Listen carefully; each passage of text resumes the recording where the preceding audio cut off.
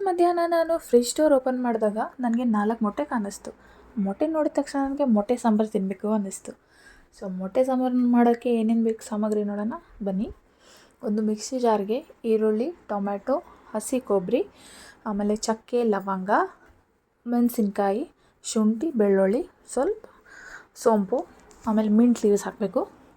ಆಮೇಲೆ ಅಚ್ಚ ಖಾರ ಪುಡಿ, ಗರಂ ಮಸಾಲ ಪೌಡರ್, ಆಮೇಲೆ ಕೊರಿಯಾಂಡರ್ ಪೌಡರ್ನ ಹಾಕಬೇಕು. ಅದಾದಮೇಲೆ ಸ್ವಲ್ಪ ಸಾಲ್ಟ್ ಹಾಕಿ, ನೀರು ಹಾಕಿ ಅದನ್ನ ಫುಲ್ ಫೈನ್ ಪೇಸ್ಟ್ ಮಾಡಬೇಕು. ಫೈನ್ ಪೇಸ್ಟ್ ಆಯಿತಾ? ನೆಕ್ಸ್ಟ್ ಸ್ಟೆಪ್, ಒಂದು ಕಡಾಯಿ ಇಟ್ಕೊಳ್ಳಿ. ಒಂದು ಕಡಾಯಿನಲ್ಲಿ ಎಣ್ಣೆ ಹಾಕಿ, ಎಣ್ಣೆ ಫುಲ್ ಬಿಸಿ ಆದಮೇಲೆ ಅದಕ್ಕೆ ಜೀರಿಗೆ, ಈರುಳ್ಳಿ, ಕರಿಬೇವು, ಮಿಂಟ್ ಲೀವ್ಸ್, ಆಮೇಲೆ ಸ್ವಲ್ಪ ಅರಿಶಿನ ಪೌಡರ್ ಹಾಕಿ ಗೋಲ್ಡನ್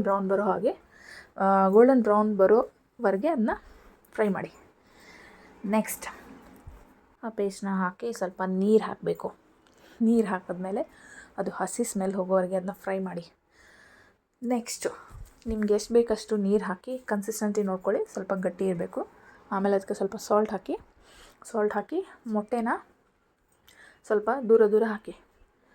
ಆಮೇಲೆ ಅದನ್ನ ಒಂದು 5 ಮಿನಿಟ್ಸ್ ಬಿಟ್ಟು ಅದನ್ನ ಹೀಗೆ ತಿರುಗಿಸಿ ಹಾಕ್ಕೊಳ್ಳಿ. ಮೊಟ್ಟೆ ಒಂದು 5 ಮಿನಿಟ್ಸ್ ಬೇಯಬೇಕು, ಎರಡು ಕಡೆ ಚೆನ್ನಾಗಿ. ಈ ರೀತಿ ರೆಡಿಯಾಗಿರುತ್ತೆ ಮೊಟ್ಟೆ ಸಾಂಬಾರು. ಅದನ್ನ ನಾನು ರೊಟ್ಟಿ ಮತ್ತು ರೈಸ್ ಜೊತೆ ತಿಂದೆ. ನೀವು ಯಾವುದ್ರ ಜೊತೆ ತಿಂದ್ರಿ ಅಂತ ನನಗೆ ಕಮೆಂಟ್ ಮಾಡಿ ಹೇಳಿ. ಮತ್ತು ನೀವು ಕೂಡ ಟ್ರೈ ಮಾಡಿ ಅದು ಹೇಗೆ ಬಂದಿದೆ ಅಂತಲೂ ಕೂಡ ಕಮೆಂಟಲ್ಲಿ ಹೇಳಿ.